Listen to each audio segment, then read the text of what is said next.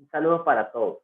De parte del comité organizador del primer Congreso en Odontología y Salud Pública, extendemos nuestros saludos a todos los participantes y les agradecemos por estar presentes en este evento científico. Mi nombre es Darío Sosa, soy profesor de la Facultad de Odontología de la Universidad de los Andes, específicamente del Departamento de Investigación, y voy a hablarles un poco sobre historia clínica y fotografía digital en la práctica odontológica.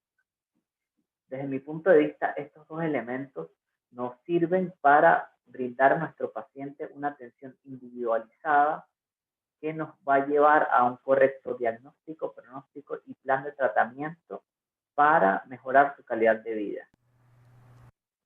Vamos a hablar un poco inicialmente sobre la historia clínica, el cual es un documento o un instrumento de recolección de datos en el cual vamos a obtener de nuestros pacientes información valiosa que vamos a ordenar desde un punto de vista cronológico, ordenado y secuencial, para posteriormente analizarlo y poder individualizar cuál es la situación de ese paciente, la situación inicial, y cuáles son los tratamientos que va a requerir desde un punto de vista particular para poder asegurar su salud bucal y posteriormente su salud en general.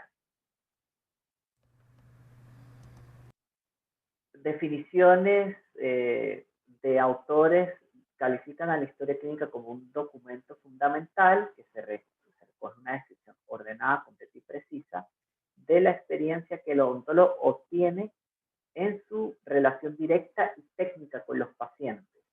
Es una conversación que vamos a tener con el paciente donde nosotros interrogaremos acerca de su modo de vida, desde los datos sociodemográficos hasta qué es particularmente su motivo de consulta, y elaboraremos también su enfermedad actual descrita con términos correctos para poder, luego de obtener todos estos datos, poder llegar a un diagnóstico correcto. Tiene unas características muy particulares. Entre ellas, es un documento de tipo universal. Aquí debe también quedar registrado no solo lo que el paciente nos dice, sino lo que nosotros le hacemos al paciente. Debemos registrar todos los tratamientos con fecha y descripciones lo más precisas que se puedan, porque esto nos sirve primero como una especie de bitácora clínica en la cual nosotros ya registramos cuáles son los pacientes, los tratamientos que se le hacen al paciente, qué es lo que se ha hecho, qué falta por hacer, y esto nos sirve a nosotros como una especie de memoria. Además de que vamos a incluir también dentro de la historia clínica todos los exámenes que se le hagan al paciente, desde radiografía, exámenes de laboratorio, histopatológicos, etcétera, lo que convierte la historia clínica en una especie de expediente del paciente. Vamos a tener que recopilar todos los datos que se puedan mientras el paciente esté dentro de nuestra consulta, para poder tener ordenadamente qué es lo que se necesita o qué es lo que este paciente particularmente necesita. Y otra característica también es que este expediente no se cierra. Son pocas las oportunidades en las que nosotros como odontólogos damos de alta a nuestros pacientes, pero tenemos que recordar que estos pacientes, a pesar de que se le hayan, digamos, se le haya resuelto el problema inicial, él tiene que volver posteriormente para chequeos periódicos, desde limpiezas y ver si ha surgido una nueva situación que, si la podemos detectar a tiempo, podemos prevenir ciertas enfermedades o avances de enfermedades, lo cual es bueno para el paciente porque vamos a ahorrarle tanto tiempo como dinero como molestia. ¿Cuáles son los ítems que debe tener básicamente una historia clínica? Una afiliación del paciente donde incluyamos su nombre, edad, género, ocupación, procedencia, dónde vive. También vamos a incluir antecedentes personales y familiares de este paciente, donde ubiquemos cuáles son las enfermedades que aquejan al paciente, cuáles son las enfermedades que posiblemente tengan algún tipo de repercusión que sean hereditarias. También vamos a tomar la historia de la enfermedad actual, que es cómo nosotros percibimos lo que el paciente nos está transmitiendo y lo que estamos viendo clínicamente. Vamos a hacer una anamnesis por aparatos y sistemas del paciente, donde evaluemos sistema cardiovascular, sistema respiratorio, entre otros, para tener una idea de la condición general del paciente. Además, tenemos que hacer una exploración física e instrumental, en donde, por ejemplo, tomemos la tensión del paciente, la frecuencia respiratoria y, por supuesto, lo central de la historia clínica, de la historia clínica ontológica, que viene siendo el odontodiagrama, donde haremos un examen clínico del aparato bucal, no solamente de sus piezas dentarias, sino también de los tejidos circundantes. Tenemos que hacer una observación correcta de todas las mucosas, de la lengua y de labios y, por supuesto, tenemos que evaluar cuáles son las condiciones de cada uno de estos tejidos para poder elaborar un correcto diagnóstico. Y posteriormente se hacen anotaciones sobre los requerimientos por especialidad.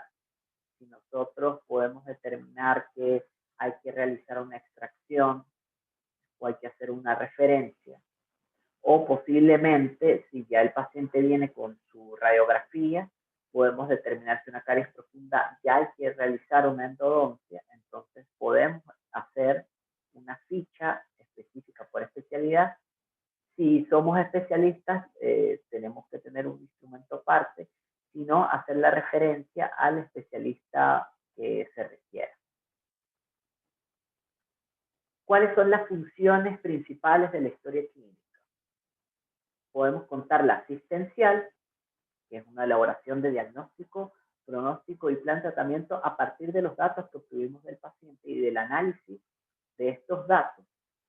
También tenemos una función administrativa, que dentro de nuestros consultorios en la práctica privada nosotros llevamos un registro de los pacientes, del número de pacientes que se atienden, del número de procedimientos que se hace individual por paciente, y podemos llevar un registro de nuestro récord y también de nuestros ingresos y egresos, para tener desde el punto de vista administrativo un control sobre qué es lo que se hace, cuáles son los materiales que se utilizan o cuáles son los procedimientos que se realizan.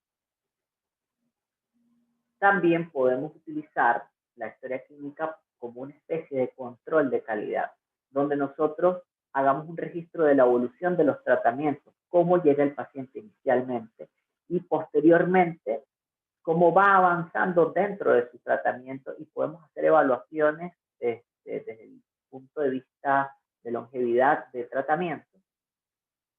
Y también nos puede funcionar desde el punto de vista de investigación, porque los datos recopilados nos pueden servir para estudios epidemiológicos, por ejemplo, o informaciones de seguimiento de casos clínicos, entre otras funciones.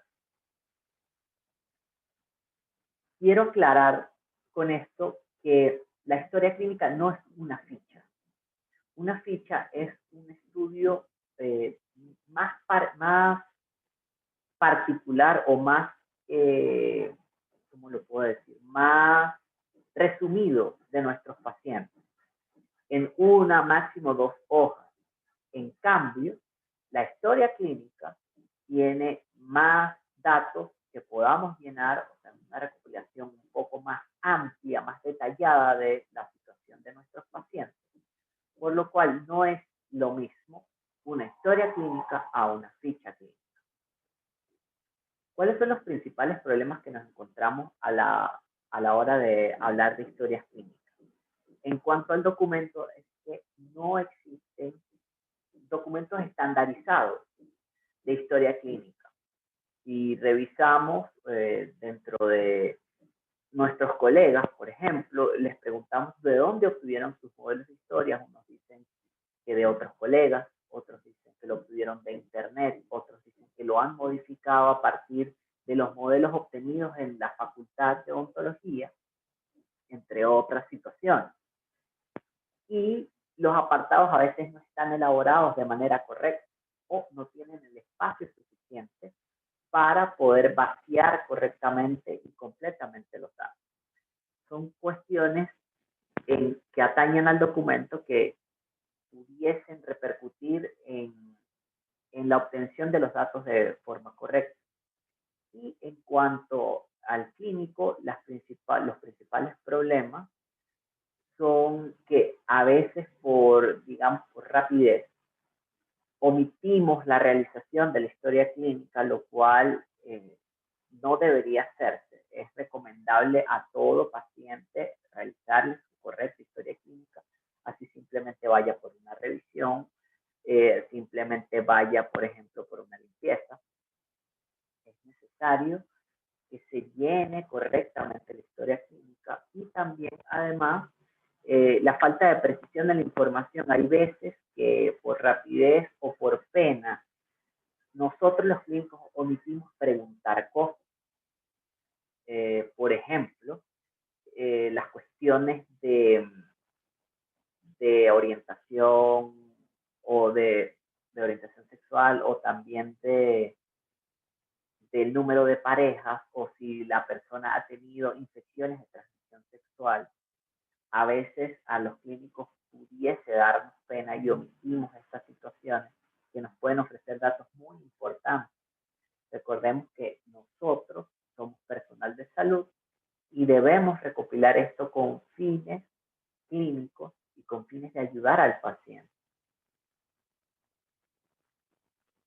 Este año tuvimos la oportunidad de publicar un estudio en el cual determinamos la estructura de historias clínicas utilizadas en la práctica odontológica de consultorios privados aquí en Mérida, Venezuela.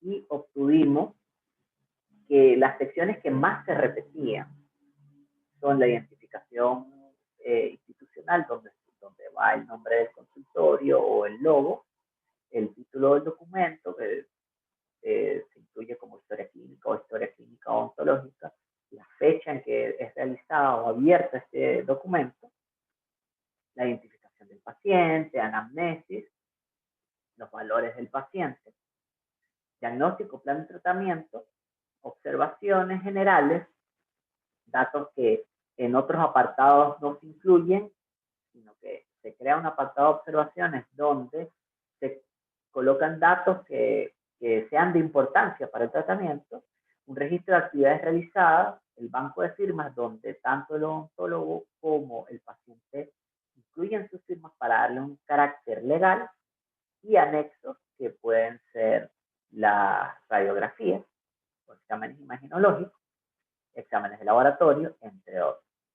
A partir de este estudio, nosotros emanamos un modelo de historia clínica que está disponible en el link que pueden observar en la pantalla, que puede ser modificado por cada uno de ustedes, por cada uno de quien lo requiera, del clínico que lo requiera, pero es basado en evidencia científica obtenida aquí mismo en Mérida, por lo cual me pareció pertinente compartirlo con ustedes, tanto el artículo como y dentro del artículo también está el link de descarga de este modelo de historia clínica. Como les decía anteriormente, para llegar a un diagnóstico correcto necesitamos una buena historia clínica, un examen clínico y los exámenes complementarios, donde se pueden incluir los modelos de estudio, exámenes de laboratorio, radiografías o imagenología en general y la fotografía digital clínica. Vamos a hablar ahora sobre la fotografía digital clínica. Primero vamos un poco más hacia atrás a comprender qué es la fotografía o qué es el proceso fotográfico. No es más que el registro de imágenes sobre materiales sensibles a la luz. ¿Qué quiere decir esto? La luz incide sobre el objeto y la cámara obtiene esa imagen y la reproduce en un material sensible a la luz. En el caso de la fotografía digital es un sensor que capta esa luz y produce la imagen. ¿Qué debemos tener en cuenta a la hora de tomar fotografías? La exposición. La exposición no es más que el conjunto de elementos que nos van a reproducir esta imagen, en el cual tenemos la apertura del diafragma, el ISO o fotosensibilidad, la velocidad de obturación, el balance de blancos y, por supuesto, una correcta iluminación de la escena. Les pongo este ejemplo en donde estos grifos de agua a diferentes aperturas van a llenar estos vasos de agua. El agua viene siendo la luz. Entonces, fíjense que mientras hay más apertura, el vaso se llena más rápido. Mientras menor es la apertura, más lento va a llenarse ese vaso. Fíjense que el primer vaso, que tiene una apertura de 1,4, se llenó en 125 partes de un segundo, mientras que el que tiene una apertura de 16, o sea, más cerrada, se llenó en un segundo, teniendo un ISO estándar de 100.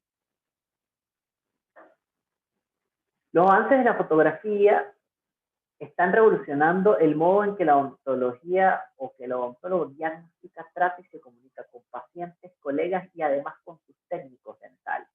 La fotografía ha demostrado ser un elemento muy valioso a la hora de comunicarnos con nuestros técnicos en cuanto a formas y detalles de color en las prótesis, por ejemplo. Y esto nos permite tener un acercamiento más ideal y atemporal, porque al nosotros tener estas fotografías, no necesitamos, o mejor dicho, reducimos el número de citas del paciente, lo cual se traduce en efectividad clínica y en además brindar un tratamiento más personalizado a nuestros pacientes. ¿Cuáles son los usos de la fotografía en odontología? Como ya les he venido diciendo, diagnóstico y plan de tratamiento. También pudiese funcionarnos como documento legal, ya que podemos tener si tenemos fotografías pre y post, tenemos un registro de cómo llega el paciente a nuestra consulta y posteriormente, después de los tratamientos, cómo va quedando ese paciente. También nos sirve para comunicarnos con nuestro paciente. Nosotros a través de las fotografías podemos mostrarles detalles intraorales a nuestro paciente para que él pueda entender mejor por qué vamos a optar por una u otra maniobra clínica y cómo se ve inicialmente ese diente o esa situación en boca, para posteriormente mostrarle cómo puede quedar. Podemos hacer una especie de planificación digital también, dependiendo del caso, por supuesto. Pero así se contextualiza el paciente con qué es lo que tiene. Y como les dije también anteriormente, una comunicación correcta con el laboratorio. ¿Qué podemos utilizar para tomar nuestras fotografías en el consultorio? Hay muchos, digamos, mitos acerca de que si vamos a tomar fotografías necesitamos siempre una cámara profesional con una iluminación artificial, ya sea ring flash, twin flash o softbox con speedlight, que son estos flashes que vienen separados de la cámara y que por medio de un mando se le manda la información a los flashes para que disparen cuando estamos haciendo la toma. Sin embargo, después de todos los estudios que hemos realizado en nuestra investigación de fotografía clínica, nos hemos dado cuenta que sí hay diferencias, pero que se pueden utilizar cámaras compactas o teléfonos celulares de media y alta gama para tomar fotografías. Es por ello que yo los invito a que, si pueden tener una cámara digital de lentes intercambiables, obténganla. Si no, pueden utilizar su teléfono. Si no, pueden utilizar una cámara compacta que tenga digamos, una forma en la que tú puedas tomar las fotografías de la manera más manual posible, donde tú puedas controlar la apertura, donde puedas controlar el tiempo y la exposición. En el caso de las personas que tengan cámaras fotográficas de lentes intercambiables, siempre se recomienda tener en cuenta este círculo que se muestra en pantalla, que son los modos de configuración. Preferiblemente, para fotografías digitales de uso ontológico, yo recomiendo utilizar el modo manual, porque puedes controlar la apertura, el tiempo y la fotosensibilidad, lo cual nos puede brindar mayor detalle y le podemos decir a nuestro dispositivo fotográfico qué es lo que necesitamos. ¿Qué tipos de fotografías vamos a encontrar? Tenemos las extraorales y las intraorales. Ambas son de igual importancia. Tenemos que hacer un correcto registro. Tenemos que tratar de hacerlo lo más estándar posible para que podamos hacer comparaciones antes y después. Y si queremos, por ejemplo, publicar casos, podemos tener un registro correctamente tomado, lo cual nos permita darle un agregado o un valor científico a nuestras fotografías para poder posteriormente publicar estos casos. Dentro de las fotografías extraorales tenemos dos tipos, los cuales son el retrato y el labio.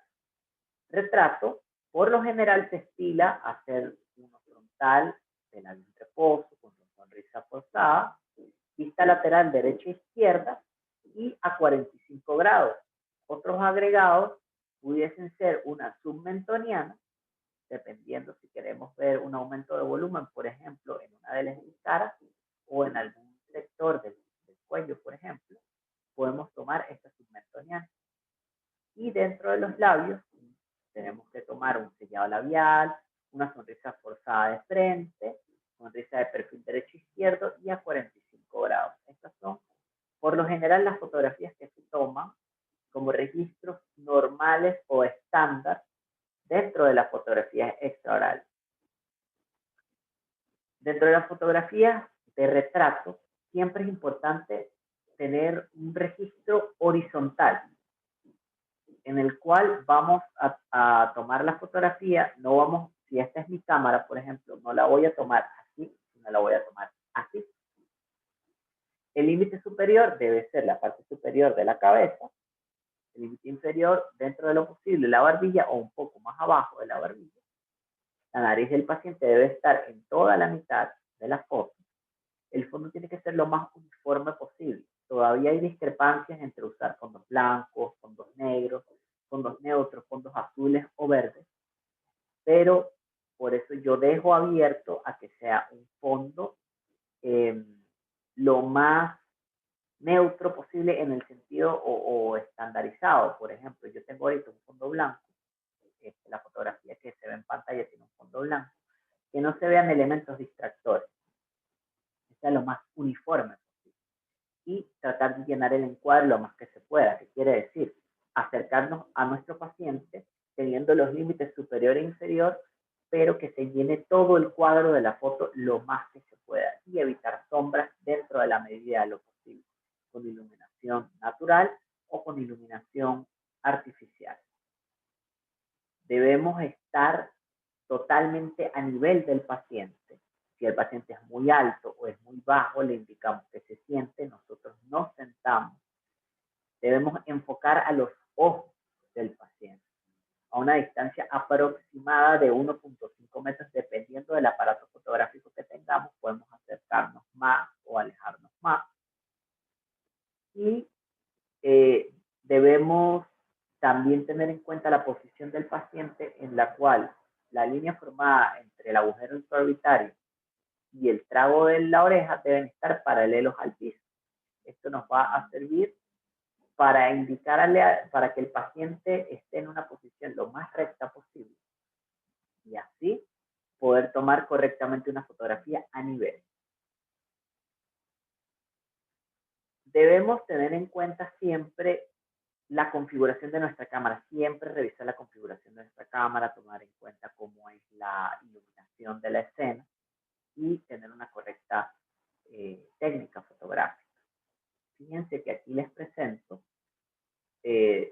una misma escena, pero con diferentes tipos de iluminación y configuraciones, donde del lado izquierdo tenemos un fondo gris iluminado, siguiente un fondo negro en modo automático, después un fondo blanco en modo automático y en modo manual.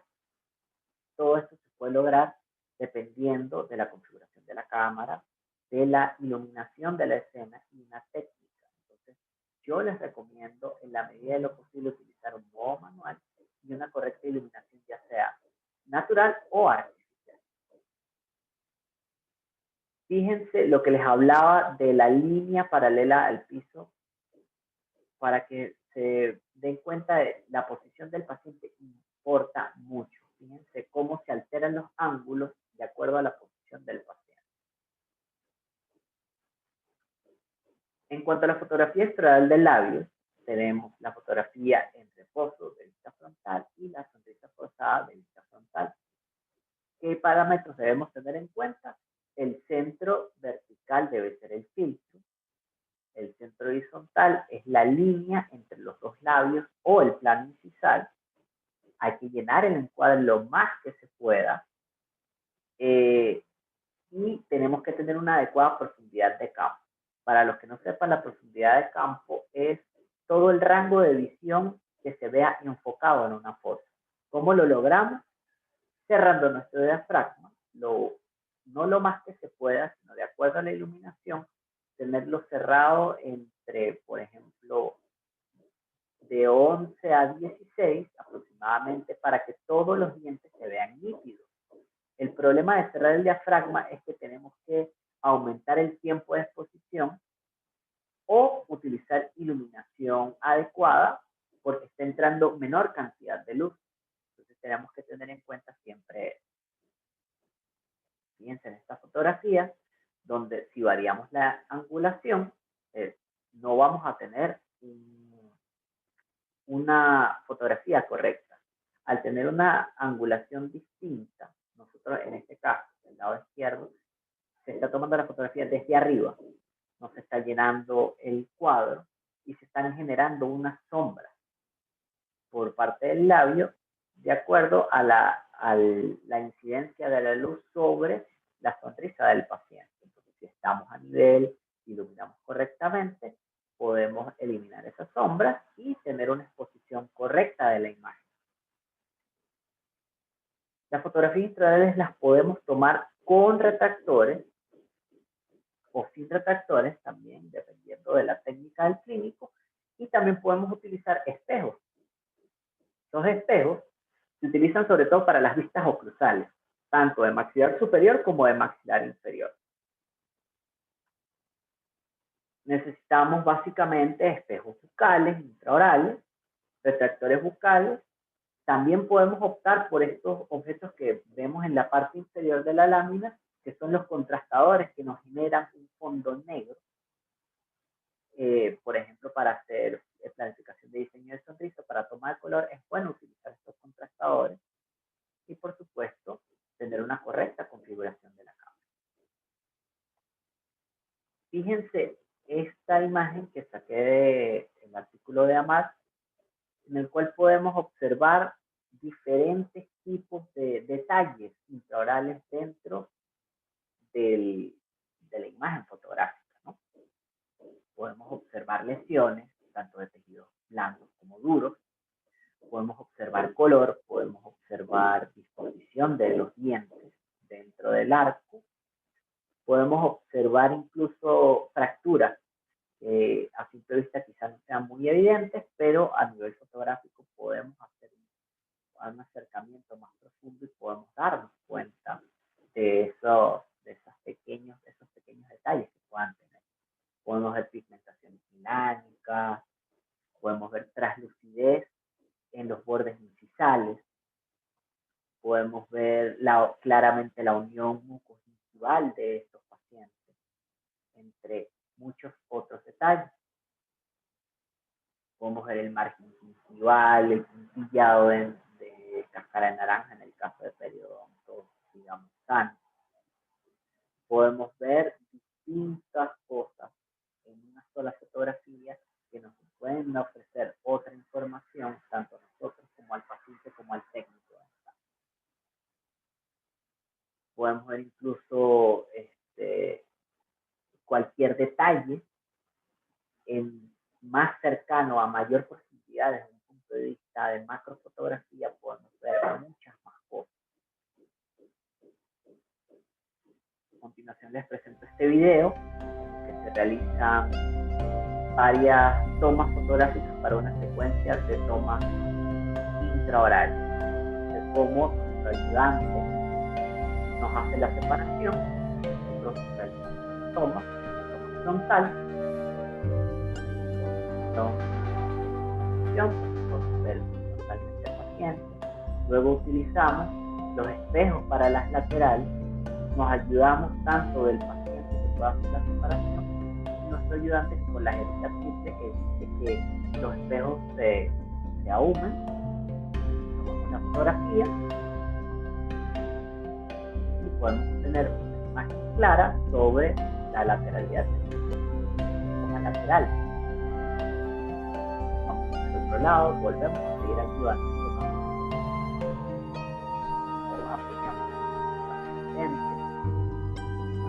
Con el espejo, la triple. Es importante que los espejos no se ahumen, que tienen el tipo de fluidos para que la imagen sea lo más clara posible. La toma de nuevo, obtenemos una imagen correcta.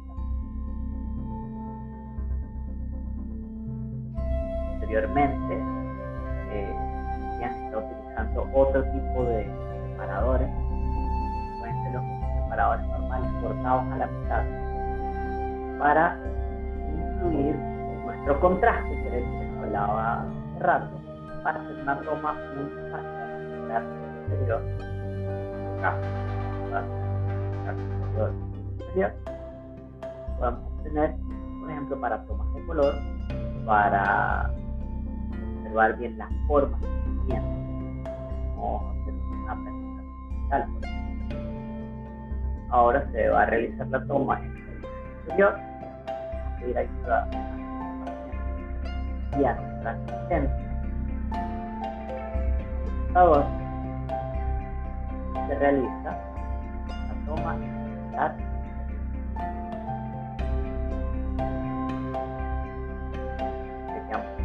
de cámara siempre correcta posibilidad de campo para que los equivocados puedan observar la iluminación, la imagen bastante clara. Luego posteriormente toma con los espejos para oclusas, para frontal.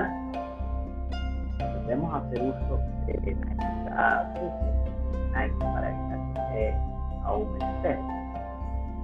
Tomamos una fotografía en el espejo. La fotografía, si jugamos con la angulación del paciente, podemos tomar las necesidades de estados, pero dependiendo del paciente y de nuestra pericia, vamos a hacer lo siguiente, que aquí para la superior se juega con la angulación.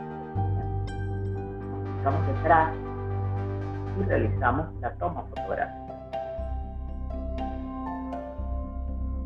Estamos tomándola directo al espejo, la toma y obtenemos esta imagen.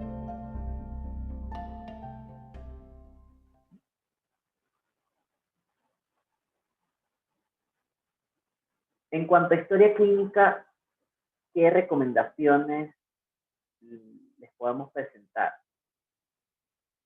Primero, tener un modelo basado en la literatura lo más posible, el cual nos recopile o tenga todos los datos necesarios para poder realizar una correcta historia clínica. Un buen interrogatorio, detallado, tratar de no objetar ningún ítem, hacerlo con calma, tómense su tiempo haciéndole la historia, escuchen a sus pacientes.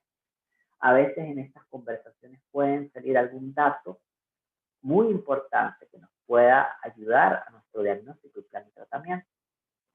Pueden hacerlo tanto en formato escrito, tener las historias en físico, a tratar en la medida de lo posible de hacerlo con letras legibles y tratar de no enmendar nada.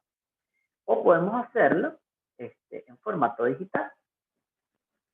Hay que archivarlo en un lugar seguro, ordenado, organizado. Pueden enumerar su historia o poner algún tipo de código específico de su consultorio. Y además, pudiesen también organizarlos por orden alfabético, por cédula, como se les haga más sencillo, siempre y cuando esté en un lugar seguro, organizado, al que ustedes puedan acceder. Y también es recomendable guardar las historias por varios años. Se recomienda, la literatura siempre describe guardarlas por lo menos por 10 años. En cuanto a la fotografía digital química, yo recomiendo siempre verificar la carga de la pila, el espacio disponible de nuestras tarjetas de memoria y la configuración antes de iniciar la secuencia fotográfica. Es imprescindible revisar todos estos aspectos para que no pasemos por malos ratos a la hora de tomar nuestra fotografía. Tratar de trabajar en equipo tanto con el paciente como con nuestro asistente dental. Realizar con calma y tranquilidad la secuencia y, como les dije, evitar fluidos o cuerpos extraños que nos puedan interferir dentro de las imágenes. Muchas gracias por su atención, espero que haya sido de su agrado y estoy totalmente a la orden. Si quieren comunicarse conmigo, pueden hacerlo a través de mi correo institucional o a través de mi cuenta de Instagram. Espero que esta información haya sido de utilidad para ustedes y deseo que disfruten del Congreso